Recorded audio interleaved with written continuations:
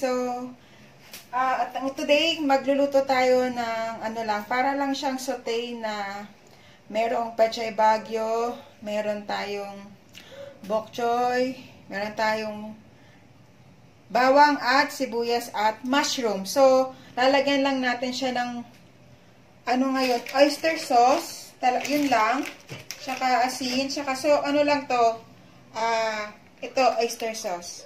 Yan. So, ano lang to guys, gulay lang talaga siya kasi for the past, lagi tayong karne-karne. So, ito, umpisahan ko muna sa pag-isa. Guys, alam naman natin na maghiwa. Basta, kahit anong gulay, pwede naman sa mushroom. So, magsusutay muna ako ng bawang at sibuyas. Dito guys, pinainitan ko na yung yung lulutuan ko. Bawang. Pwede namang sabay na yung sibuyas. Yan.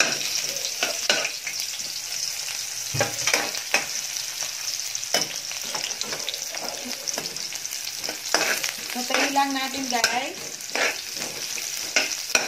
Hanggang mag-brown.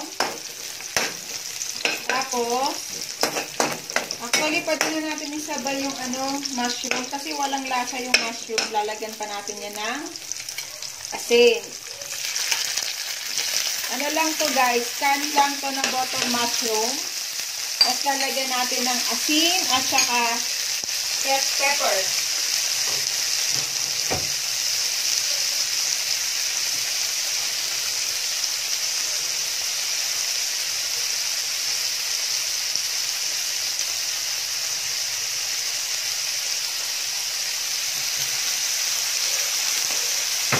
Ito guys, black pepper. Kailangan natin lagyan ng lasa yung mushroom kasi wala siya talagang lasa. Then, asin. Lalagyan natin ng asin.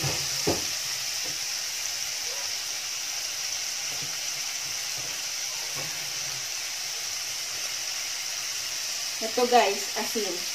Rock salt. Ayan. So, una natin itong lulutuin. Gigisahin ko lang siya kasi madali namang matuto ang gulay. Ayan.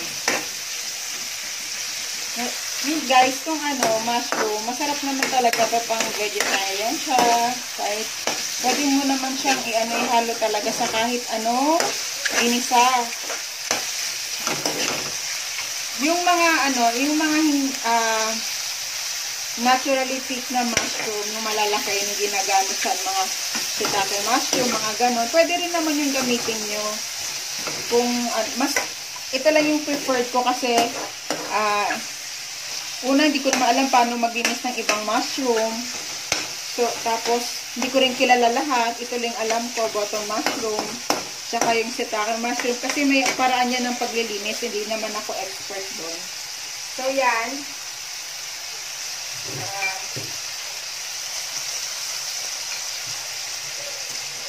Yan na yung ating, isa-isa lang muna, guys. Kayo na bahala din kung gaano nyo gusto kaalat or yung mushroom.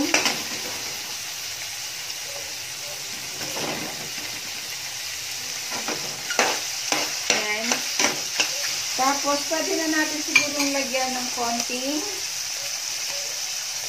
oyster sauce. Kahit anong oyster sauce, guys, kung anong gusto nyo, pwede naman. Ito lang yung alam ko din. So, lagyan ko na ng konti.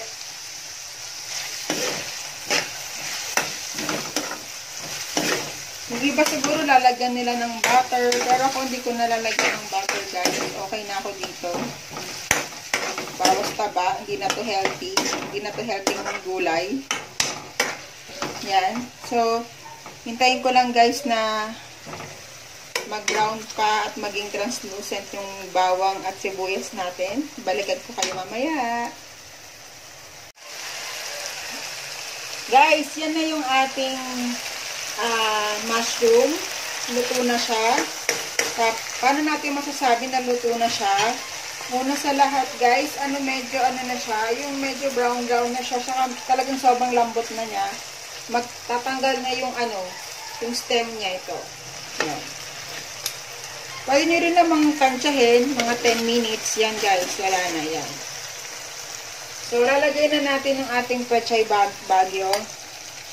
Hinugasan natin yan guys, ha. Huwag natin kakalimutan, laging hugasan ng gulay, kahit saan pa yan galing. Halo-halo lang guys. Nasa nyo na yan guys kung lalagyan nyo ng tubig o hindi Ako siguro mamaya lalagyan ko. Sunod natin yung bok choy. Yan. Konti lang yung bok choy ko kasi ang pangat ng nabili ko. Siya, may mga butas-butas. Hindi ko napansin. Mamadali kasi ako mag-grocery. Ito guys, dinagdag ko na yung natirang oyster sauce.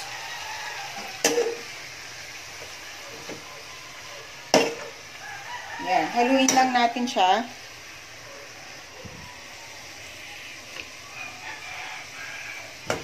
Haluin lang ng haluin para hindi naman ma-reduce, para maluto yung gulay.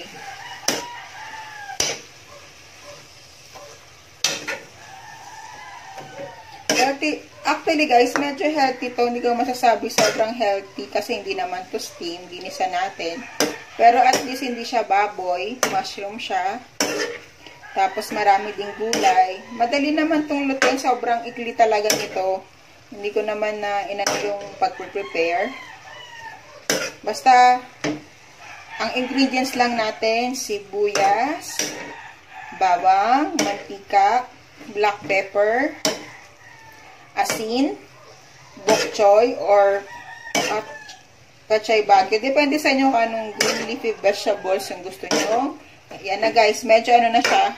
Hayaan ko lang muna para mag-subside yung oyster sauce sa ating gulay. Wait lang. Guys, ito na yung ating mushroom with vegetables in oyster sauce. So, ito na. Kain na tayo. Thank you guys for watching. Guys, ito nga pala yung ginawa ko kanina na egg sandwich. Hindi ko kasi na-vlog siya. Pero basically, nag-prepare ako ng 10 boiled eggs. Tapos isang Kraft na Miracle Whip. Yung light lang siya para medyo bawas-bawas sa taba. Tapos naglagay lang ako ng cubes ng mga cheese.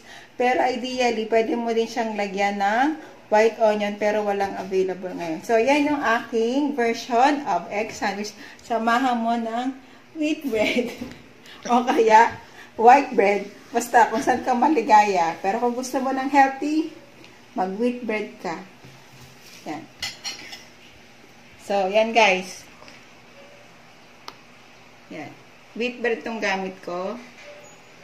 Konti lang naman. Masarap to guys kasi hindi siya umaapaw sa sa mayonnaise. Ayan. Kain tayo. Lagyan ng ham? Guys, actually, nag-almusal pa lang kami. Pero pala naman lagyan ng ham. May prito akong ham dito guys. Yan. Kinamay ko na guys. Yan guys, with ham. Ham, egg, and cheese sandwich. Yan guys. Kain. Tawa ka.